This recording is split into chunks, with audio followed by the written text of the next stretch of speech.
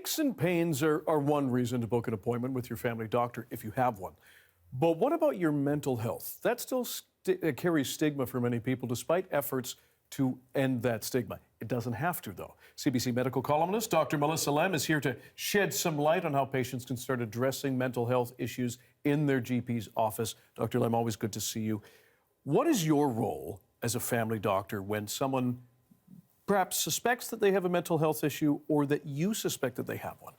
We play a really key role in public health care as family doctors. So, for example, a lot of mental health care starts and continues in our family doctor's office. So when we know that about 40% of those family doctor visits actually happen because of mental health concerns, and we also prescribe close to 50% of all pharmaceuticals for mental health. And one of the reasons is because we play a very specific part in the healthcare system, and a special part. We are able to diagnose and treat both mental and physical health conditions, and we know there's a lot of interplay between the two.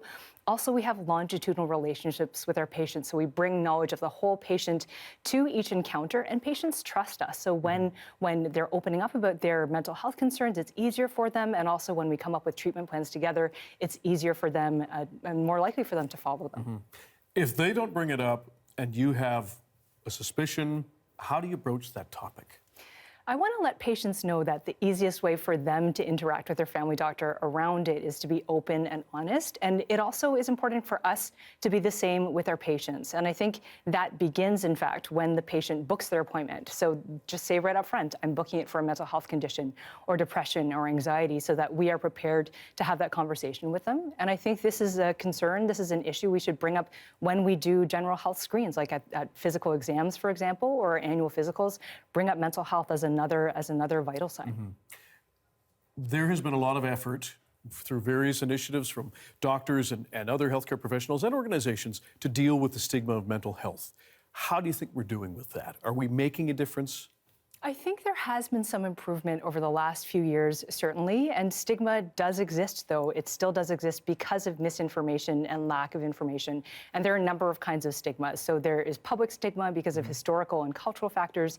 There's self-stigma because of internalized shame around not wanting to disclose your condition, and then structural stigma. And one example of this is within the healthcare system where, for example, psychotherapy is not covered by the public healthcare system. We have other countries like the UK and Australia and Germany where it is. So if we can provide more public coverage for things like psychotherapy, that could help destigmatize it and also make it more accessible to patients. And lastly, if someone suspects they have a problem, and if they don't have a GP, what is another option for them? Is there a number they can call?